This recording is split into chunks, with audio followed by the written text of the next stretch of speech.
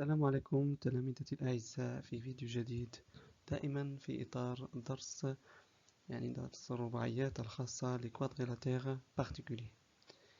إذا كما شفنا في الفقرة الأولى، في الفيديو الأول الفقرة الأولى شفنا فيها المستطيل لو ريكتونغل، شفنا الخصائص ديالو في العلاقة ديالو مع متوازي الأضلاع. إذا في هذا الفيديو الآخر غنشوفو فقرة أخرى من هذا الدرس، وهذه الفقرة تتعلق بشكل هندسي آخر من الرباعيات كذلك، من الرباعيات الخاصة لكوادريلاتير بارتيكولير. يتعلق الأمر بالمعين اللي هو لو لوزونج اون فرونسي. إذا في هذا الفيديو هذا غنشوفو كذلك التعريف ديال المعين، وغنشوفو كذلك الخصائص ديال المعين في علاقته بمتوازي الأضلاع، لأن كما قلت لكم في البداية ديال هذا الدرس هذا، هذا الدرس يأتي مباشرة بعد درس ديال لو باراليلوغرام متوازي الأضلاع. لماذا؟ لأن المتوازي الأضلاع فهو من الرباعيات الخاصة، ولكن خصصنا له درس على درس بأكمله، لأن متوازي الأضلاع عنده علاقة وطيدة مع الرباعيات الخاصة الأخرى. إذا انطلاقا منه غادي نشوفوا الخصائص الأخرى أو خصائص الرباعيات الخاصة الأخرى. إذا بلا ما نطول عليكم، نتمنى أنكم تتابعوا معي هذا الفيديو إلى آخر ونشوفوا الخاصيات ديال لو لوزونج. نشوفوا لو لوزونج المعين بعد ما شفنا الفقرة الأولى اللي كانت كتعلق بفقرة المستطيل لو ريكتونغل. إذا في هذه الفقرة هذه غنشوفوا لو لوزونج، غنشوفوا الأهمية ديال المعين والعلاقة ديالو اللي كتربطو دائما بالمتوازي الأضلاع، لأن هذا الدرس كامل كما قلت لكم من البداية، فهذا الدرس يأتي مباشرة بعد درس ديال متوازي الأضلاع. لماذا؟ لأن كاين واحد العلاقة بين هاد الرباعيات الثلاثة اللي كتندرج ضمن الرباعيات الخاصة، بالإضافة للمتوازي الأضلاع. نشوفوا العلاقة بين هاد الرباعيات الثلاثة مع المتوازي الأضلاع. إذا كما قلنا، هذه الفقرة هي الفقرة الثانية المتعلقة بالمعين لو لوزونج. إذا أول حاجة دائما ملي كنبداو أول أي شكل هندسي ولا أي درس، كنحاولوا نعطيو التعريف ديال الأشياء اللي كترتبط بهذا الدرس هذا. إذا في هذه الفقرة هذه قلنا غنهضروا على المعين لو لوزونج. إذا أول حاجة ضروري أننا نعطيو التعريف ديال لو لوزونج المعين. دونك définition. Le losange est un quadrilatère qui possède 4 côtés isométriques. المعين لو لوزونج est un quadrilatère، هو رباعي. مادام اننا هنا كنهضروا على درس الرباعيات الخاصة، اذا لو لوزونج بالضرورة غيكون ضمن هاد الرباعيات، لانه يحتوي على 4 اضلاع. اذا لو لوزونج كنعرفوه بماذا؟ هو رباعي، c'est un quadrilatère qui possède 4 côtés isométriques. possède يتضمن أو لا يمتلك. إذا المعين هو واحد الرباعي الذي يمتلك ماذا؟ 4 كوتي، 4 أضلاع. كيف هي هذه الأضلاع؟ إيزومتريك، فهي متقايسة. إذا لو لوزونج est un quadrilatère qui possède 4 côtés isométriques. باش نقول بأن واحد الرباعي ولا واحد الشكل هندسي فهو معين، يكفي أن هذا الرباعي هذا يكون عنده 4 أضلاع متقايسة. إلا كانوا الأضلاع ديالو كلها متقايسة، فهذا الرباعي هذا فبالضرورة فهو معين. ما كاينش شي شرط آخر، يكفي أن الأضلاع ديالو الرباعية، الأربعة الأضلاع خصها تكون متقايسة. إكزومبل، مثال. إذا عندنا واحد الرباعي A B C D، إلا لاحظتوا بأن هذا الرباعي A B C D فهو ماذا؟ يمتلك 4 أضلاع متقايسة. إلا لاحظتوا A B و B C و C D و D A فهي كلها أضلاع وعندها نفس الرمز هنايا، إذا فهي أضلاع متقايسة. إذا A B يساوي B C يساوي C D يساوي D A. دونك مادام أن هذا الرباعي يحتوي على 4 أضلاع كلها متقايسة، دونك A B C D c'est un losange. هذا الرباعي A B C D فهو معين. نمشيو لواحد لا غومارك هنايا، واحد الملاحظة. تو لوزونج est un parallélogramme. إذا ملاحظة، تو لوزونج est un parallélogramme، يعني كل معين فهو متوازي الأضلاع. يعني أي معين خديته كما كان فبالضرورة فهذا المعين هذا غيكون متوازي الأضلاع. إذا غنحاولوا نعطيو الإكزومبل ونشوفوا علاش أولا لماذا كل معين فهو متوازي الأضلاع. سوا أ بي سي دي ان لوزونج، إذا غناخدو واحد لو لوزونج كيلكونك كما كان أ بي سي دي. هاد لو لوزونج أ بي سي دي قلنا باش يكون لوزونج خصو يكون عنده الأضلاع كلها متقايسة. إذا هنا إلا لاحظتو أ بي كيساوي بي سي كيساوي سي دي كيساوي دي أ، لأن عندها نفس كلها نفس الرمز. قلنا أ بي إيكالا سي دي و أ دي إيكالا بي سي. علاش خدينا بالضبط أ بي إيكالا سي دي؟ مادام أن هاد أربعة الأضلاع كلها متقايسة كان بالإمكان نكتبو أ بي يساوي سي دي يساوي أ دي يساوي بي سي، يعني كلشي هادشي نكتبو يساوي. ولكن هنايا خدينا أ بي مع سي دي. إلا لاحظتو أ بي و سي دي اش كيميز هاد الضلعين؟ فهما متقايسين وفي نفس الوقت فهما متقابلين. سو سون دو كوتي كي سون اوبوزي. خدينا الأضلاع المتقابلة فقط وقلنا بأنها متقايسة. كذلك أ دي مع بي سي كذلك قلنا بأن أ دي كيساوي بي سي. إذا إلا لاحظتو هاد الرباعي أ بي سي دي كيحقق لينا واحد الشرط شنو هو؟ بأن الأضلاع ديالو كلها متقايسة، إذا فهو معين. وكذلك بأن كل ضلعين متقابلين chaque deux côtés opposés sont isométriques. C'est-à-dire هنا إلا لاحظتو que chaque deux côtés opposés sont isométriques. إلا كتعقلوا هاد الخاصية فين شفناها في الدرس ديال متوازي الأضلاع. يعني باش نبينوا بأن واحد الرباعي متوازي الأضلاع يكفي أننا نبينوا بأن كل ضلعين متقابلين فيه فهما متقايسين، وهنا كنهضروا على la propriété réciproque des côtés opposés. إذا هنا alors ABCD c'est un parallélogramme d'après la propriété réciproque des côtés. إلا لاحظتوا هنايا نفس الشيء اللي قلت لكم. إذا هنا استعملنا الخاصية العكسية ديال الأضلاع اللي كتخص متوازي الأضلاع. إذا مادام أن عندنا كل ضلعين متقابلين متقايسين فبالضرورة هذا الرباعي فهو متوازي الأضلاع. إذا انطلقنا من ماذا؟ انطلقنا من واحد المعين، يعني كيلكون ان لوزونج كيلكون. On a trouvé quoi? On a trouvé que هذا اللوزونج سي كوا؟ c'est aussi un parallélogramme. دونك هاد لا رومارك ديالنا فهي صحيحة. تو لوزونج est un parallélogramme، يعني كل معين فهو متوازي الأضلاع. هنا علامة الانتباه، اتونسيون. علاش هاد علامة الانتباه؟ هنا غنهضروا على واحد الملاحظة اللي هي مهمة جدا. لو سونس انفيرس دو لا رومارك 1 ني با توجور فري. راه الا كنتو كتعقلوا راه هاد الملاحظة نفسها عطيناها يعني في الفقرة ديال لو ريكتونغل. ملي هضرنا على لو ريكتونغل وقلنا بأن شاك ريكتونغل و بيان تو ريكتونغل est un parallélogramme، شنو قلنا من بعد؟ قلنا بأن الخاصية العكسية ولا العكس ديال هاد لا بروبريتي ولا ديال هاد لا رومارك راه لي إني با توجور فري. يعني هاد لا رومارك هادي راه ماشي دائما صحيحة، يعني العكس ديالها ماشي دائما صحيح. لو سونس انفيرس دائما ملي كنهضروا على لو سونس يعني المنحى العكسي. يعني لأن هنا المنحى المباشر شنو هو؟ تو لوزونج est un parallélogramme، يعني كنمشيو من لوزونج كيعطينا ان باراليلوغرام. المنحى العكسي شنو هو؟ الا عندنا واحد لو باراليلوغرام واش غيعطينا ان لوزونج؟ هنا شنو قالت لنا لا رومارك؟ لو سونس انفيرس دو لا رومارك 1 ني با توجور فري، يعني بان الاتجاه العكسي ولا المنحى العكسي ديال هاد لا رومارك نيميرو 1 راه ني با توجور فري. يعني ماشي كل متوازي اضلاع غيعطينا لوزونج. بالفعل كل لوزونج يعني كل معين كيعطينا متوازي الاضلاع، ولكن العكس ديال هاد يعني ديال هاد لا رومارك راه غير صحيح، يعني ليس دائما صحيح. يعني كاينين بعض الحالات ولكن ليس دائما. يعني الحالة العامة فالمتوازي الأضلاع فليس بالضرورة معين. هادشي اللي خصكم يعني تعقلوا عليه من خلال هاد لا رومارك هادي ولا هاد يعني علامة الانتباه. في اتونسيون لو سونس انفيرس دو لا رومارك ان ني با توجور. نمشيو لأول خاصية. أول خاصية من خصائص ديال لو لوزونج، la propriété numéro 1. Le losange possède toutes les propriétés du parallélogramme. يعني ماذا؟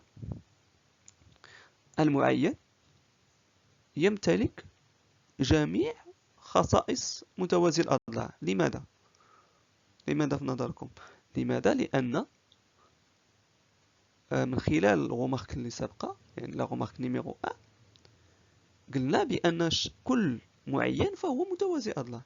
مادام أن كل معين فهو متوازي أضلاع، إذا جميع الخصائص اللي كتواجد في المتوازي الأضلاع فبالضرورة خصنا نلقاوها في معين، لأن المعين في الطبيعة ديالو فهو متوازي الأضلاع. إذا هذا هو المعنى ديال لا بروبريتي. إكزومبل، سوا أ بي سي دي أن لوزونج، يعني عندنا أ بي سي دي معين. إذا هو المعين ديالنا أ بي سي دي. لو لوزونج كما قلنا على حسب لا بروبريتي بوسيد لي بروبريتي دو باراليلوغرام. شنو هما لي بروبريتي دو باراليلوغرام اللي شفنا؟ أول حاجة شفنا بأن المعين المتوازي الأضلاع عنده خاصية ماذا؟ خاصية القطرين. شنو هي خاصية القطرين؟ بأن القطرين ديالو كيكون عندهم نفس المنتصف، يعني لي دو دياغونال اون لو ميم ميليو. عندنا لي دو دياغونال. شنو هما لي دياغونال ديال هذا المعين ديال هذا لوزونج؟ هما ا سي و بي دي. يعني ا سي و بي دي غيكون عندهم نفس المنتصف اللي هو لو سونتر اللي هو او. اذا او غيكون لو ميليو ديال لا دياغونال ا سي، وغيكون كذلك لو ميليو ديال لا دياغونال بي دي. الشيء اللي قلنا هنايا لي دو دياغونال اون لو ميم ميليو، سيتادير او اي لو ميليو دو ا سي اي بي دي. الخاصية الثانية اللي شفنا la propriété des côtés. La propriété des côtés, que les côtés opposés d'un parallélogramme, ils sont isométriques. كذلك بالنسبة للوزونج راه les côtés opposés ils sont isométriques. عندنا les côtés opposés عندنا AB مع CD sont isométriques، وعندنا كذلك BC و AD sont isométriques. أكثر من ذلك في جميع les côtés ديال لو لوزونج راه ils sont isométriques حسب التعريف ديال لو لوزونج. بقات لنا الخاصية الأخيرة الثالثة، la propriété numéro 3 ديال لو باراليلوغرام. شنو هي؟ que les angles opposés sont aussi isométriques. Les angles opposés sont isométriques, c'est-à-dire que l'angle ABC est égal à l'angle ADC, ou l'angle ADAB est égal à l'angle BCD. يعني chaque angle opposé في le losange راه كيكونوا aussi isométriques. لأن ماذا؟ لأن كذلك les côtés opposés les angles opposés في le parallélogramme sont isométriques. ومادام le losange عنده نفس الخصائص ديال le parallélogramme، فبالتالي غيكونوا كذلك الزوايا المتقابلين فيها غتكون متقايسة. إذا هادو هما الخصائص ديال لو باراليلوغرام اللي كذلك اللي كيتواجدوا في لو لوزونج، لأن لو لوزونج في حد ذاته فهو سي ان باراليلوغرام لأنه متوازي. نمشيو لا بروبريتي نيميرو 2. Propriété numéro 2.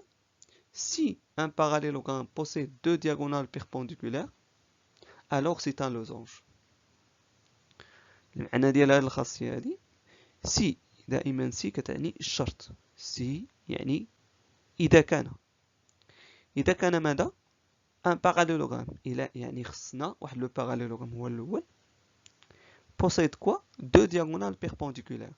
يعني هاد لو باراليلوغرام، هذا المتوازي الأضلاع، إذا كان يمتلك ماذا؟ إذا كان يمتلك قطرين متعامدين. يعني خص الأقطار ديالو هذوك القطرين ديالو خصهم يكونوا متعامدين بيربونديكولار. هذا هما متعامدين اورثوغونال او بيان بيربونديكولار. يعني إلا كانوا القطرين ديال متوازي الأضلاع متعامدين، إذا ماذا؟ ألوغ سي ان لوزونج. يعني إلا عندنا واحد المتوازي أضلاع وعنده قطرين متعامدين فهو بالضرورة فهو ماذا؟ فهو معين.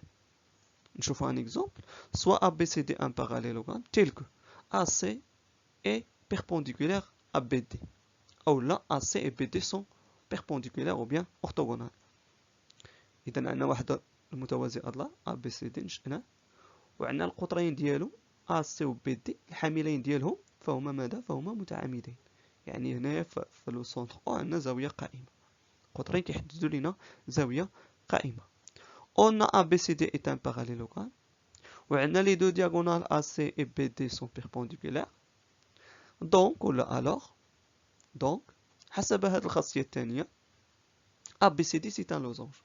يعني باش نبينوا بأن واحد الرباعي فهو معين ممكن نستعملوا ماذا؟ نستعملوا هذه الخاصية هذه لا بروبريتي نيميرو 2. يعني يكفي ماذا؟ نبينوا بان هذاك الرباعي متوازي اضلاع، وبالاضافه لهذا الشيء نبينوا بان القطرين ديالو متعامدين. هذا الشيء كافي باش نقولوا بانه سي ان لوزونج دابخي لا بروبريتي نيميرو 2 دابخي لا بروبريتي بريسيدونت. يعني هذه طريقه كذلك باش نبينوا بان واحد الرباعي فهو معين. بالاضافه للتعريف نبينوا بان جميع الاضلاع متقايسه. كذلك ممكن نستعملوا هذه الخاصيه هذه، الخاصيه الثانيه، باش نبينوا بان هذا الرباعي فهو ماذا؟ فهو معين. يعني خصنا نستعملوا الخاصيه الثانيه. نمشيو للخاصيه الثالثه، propriété numéro 3. La propriété numéro 3 nous dit si dans un parallélogramme deux côtés consécutifs sont isométriques, alors c'est un losange.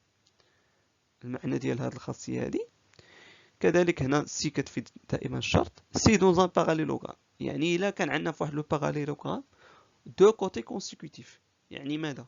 يعني الا عندنا في هذاك المتوازي اضلاع عندنا جوج ديال الاضلاع. شنو هي كونسيكوتيف؟ متتابعه. دائما كونسيكوتيف يعني متتابعه. عندنا جوج ديال الاضلاع متتابعه مالهم سون ايزومتريك. يعني الا عندنا هذوك لي دو كوتي كي سوي سون ايزومتريك يعني متقايسين، فبالضروره هذاك سي ان لوزونج. يعني هذه طريقة كذلك باش نبينوا بأن واحد الرباعي معين يكفي أن يكون عندنا متوازي أضلاع، هذا هو الشرط الأول. والشرط الثاني يكفي أنه يكون عندنا جوج ديال الأضلاع متتابعة. بالضرورة خصهم يكونوا متتابعة، يكونوا متقايسة. alors c'est un losange. Exemple, soit ABCD un parallélogramme tel que AB est égal à BC. يعني عندنا واحد المتوازي أضلاع هو ABCD، وعندنا هاد الضلعين AB و BC مالهم؟ فهما متقايسين. On a ABCD est un parallélogramme, donc AB est égal à CD et AD est égal à BC. هنا بغينا نبينوا هاد لا بروبريتي نيميرو 3. نستعملوا واحد الطريقه باش نبينوا هاد لا بروبريتي نيميرو 3. اذا عندنا كما قلنا AB égal à BC في هاد لو باراليلوغرام، وكنعرفوا بان في داخل لو باراليلوغرام كاينه خاصيه ديال القطرين ديال الاضلاع كتقول لنا كل ضلعين متقابلين متقايسين. هادشي اللي قلنا هنايا AB إيكال CD. هذا الضلع AB فهو إيكال CD، وعندنا كذلك الضلع AD إيكال الضلع BC. لو كوتي AB إيكال BC. pourquoi؟ parce que ce sont deux côtés opposés. كنعرفوا بأن لي كوتي opposés في لو باراليلوغرام sont isométriques d'après la propriété des côtés. هادشي اللي قلنا هنايا. إذا ماذا؟ et puisque AB إيكال BC عندنا AB إيكال BC، هاد AB كتساوي هاد BC. إذا ماذا؟ إذا AB كيساوي BC و BC كتساوي AD، و AD غيساوي لنا CD. يعني هاد جميع الأضلاع فهي متقايسة. مادام أن جميع الأضلاع متقايسة، إذا هادشي باش كيفكركم بالتعريف ديال ماذا؟ ديال لو لوزونج ديال المعين. Alors ABCD c'est un losange. D'après la définition, ABCD c'est un losange car les côtés les quatre côtés ديال هاد le quadrilatère ils sont isométriques d'après la définition. Alors c'est un parallélogramme. Pardon, c'est un losange. آخر حاجة غنعطيكم deux exercices d'application، جوج تمارين تطبيقية تحاولوا تخدموا هاد لي زيكزيرسيس، وإن شاء الله في الفيديو المقبل غنشوفوا التصحيح ديالهم. إذا l'exercice numéro 1: soit ABC un triangle isocèle en A et O le milieu de BC. Soit ABC un triangle isocèle en A et O le milieu de BC. Il y a le côté BC. يعني عندنا واحد لو triangle isocèle ABC. شنو هو لو triangle isocèle؟ ديجا شفناه، هو المثلث متساوي الساقين. ABC هو مثلث متساوي الساقين في النقطة A. يعني ماذا؟ يعني الضلع AB والضلع AC غيكونوا متقايسين. et O le milieu de BC. عندنا O، نقطة O هي منتصف ماذا؟ لو كوتي BC. لا بروميير كيستيون، من بعد ما تنشئوا هذا المثلث وتنشئوا O المنتصف ديال الضلع BC. لا كيستيون نيميرو 1: tracez D le symétrique de A par rapport à O. إذا غتنشئوا ماذا؟ غتنشئوا ليا D، النقطة D اللي هي ماذا؟ لو سيميتريك دو A، هي مماثلة النقطة A بارابور أو بالنسبة للنقطة أو. هنا كنهضر على التماثل المركزي. التماثل المركزي ديجا شفته. السؤال الثاني: montrer que le quadrilatère ABDC est un parallélogramme.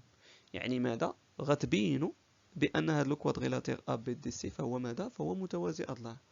يعني خصكم تبينوا بان الرباعي ا بي دي سي فهو متوازي اضلاع، وراه كاينين بزاف ديال الطرق باش تبينوا بان واحد الرباعي متوازي اضلاع. راه كاينين عطا الله طرق، كاين الطريقه ديال التعريف، كاين استعمال طريقه القطرين، كاين استعمال طريقه الاضلاع المتقابله، كاين استعمال طريقه الزوايا المتقابله، بالاضافه للطريقه الاخيره اللي شفناها في الخاصيه الاضافيه. السؤال الثالث: on déduire que ABDC c'est un losange. يعني غديروا الاستنتاج من خلال السؤال الثاني، غتستنتجوا ليا on déduire que le quadrilatère ABDC c'est un losange. يعني غتبينوا بان هذا الرباعي هذا اللي هو ABDC فهو معين من خلال السؤال الاسئله السابقه بطبيعه الحال، لان دائما ملي كتكون كيسيون اون ديدويغ الجواب ديالها يعني الاستنتاج، يعني من خلال ما سبق غتبينوا بان هذا الرباعي هذا فهو معين. نمشيو للتمرين الثاني، l'exercice numéro 2. Soit MNP un triangle rectangle en point M. Soit MNP un triangle rectangle au point M. يعني عندنا ماذا؟ عندنا واحد المثلث MNP اللي هو قائم الزاوية، مثلث قائم الزاوية في النقطة M. مثلث قائم الزاوية في النقطة M. La première question، يعني من بعد ما تنشئوا هذا المثلث هذا، la première question: tracé Q et R اللي هما دو بوان Q et R، شنو هما؟ les symétriques respectifs de N et P par rapport à M. يعني غتنشئوا ليا النقطة Q والنقطة R اللي كتمثل ماذا؟ les symétriques respectifs، يعني المماثلات على التوالي، المماثلات ديال ماذا؟ على التوالي de N et P par rapport à M. دائما ملي كتقراو هاد الجملة les symétriques respectifs يعني هنايا التماثل المركزي، هنا بارابورا ام يعني بالنسبه للنقطه اذا كنهضروا على التماثل المركزي. ملي كتلقاو ريسبكتيف يعني خصكم تحتفظوا بالترتيب، يعني تحتفظوا على نفس الترتيب. يعني هنايا عندنا النقطه كيو المماثله ديالها شنو هي النقطه ان، والنقطه ار المماثله ديالها هي بي بارابورا ام، يعني بجوجهم بالنسبه للنقطه ام. اذا غتنشئوا كيو المماثله ديال ان بارابورا ان، وغتنشئوا النقطه ار اللي هي المماثله ديال بي بارابور توجور ام. من بعد ما نشئوا هاد المماثلات كاين السؤال الثاني، انايا غنجاوب لي على السؤال الثاني لا كيسيون نيميرو 2. مونطري بين مونطري كو ان بي كيو ار ايت ان لوزونج. غتبينوا ليا بان الرباعي ديالنا اللي هو ان بي كيو ار بهذا الترتيب هذا فهو معين. يعني غتبينوا بان هذا الرباعي هذا فهو يمثل ماذا؟ يمثل معين. وكما قلت لكم كاينين ثلاثه طرق، حد الان شفنا ثلاثه طرق باش نبينوا المعين بان واحد الشكل هندسي فهو معين. نذكروهم يعني بهذه الطرق الثلاثه: سوا en utilisant la définition, soit en utilisant la propriété اللي فيها le parallélogramme avec deux diagonales qui sont perpendiculaires, soit en utilisant la propriété اللي فيها un parallélogramme avec deux côtés consécutifs qui sont isométriques. يعني كاينين هاد ثلاثه الطرق هما اللي غتستعملوا، اما تستعملوا التعريف لا ديفينيسيون تبينوا بان جميع الاضلاع متقايسه، اما تستعملوا الطريقه ديال الخاصيه اللي فيها متوازي اضلاع اذا كان يمتلك قطرين متعامدين فهو معين، او لا تستعملوا الخاصيه الاخيره اللي فيها واحد المتوازي الاضلاع اذا كان يمتلك ضلعين متتابعين متقايسين فهو كذلك معين. اذا نكتفي بهذا القدر، وفي الفيديو الجاي ان شاء الله غنشوفوا التصحيح ديال هاد جوج تمارين تطبيقيه. اذا نتمنى تكونوا فهمتوا هذه الفقره هذه وتبعتوا معنا الى اخر الفيديو باش تستافدوا، وان شاء الله تخدموا هاد جوج تمارين وتلقاو ليهم الحلول. سينو اللي ما لقاش الحل راه الفيديو المقبل ان شاء الله غنحط لكم لا سوليسيون ديال هاد لي دو زيكزيرسيس دابليكاسيون وغتشوفوا الطريقه ديال الحل ديالهم. اذا حاولوا انكم تجاوبوا عليهم، وحاولوا انكم يعني تتبعوا الدرس مزيان وتشوفوا يعني كاع داكشي اللي النقط اللي اشرت لهم في يعني في هذا الفيديو هذا. نتمنى تكونوا دائما في صحة جيدة، والى فيديو مقبل ان شاء الله بحول الله.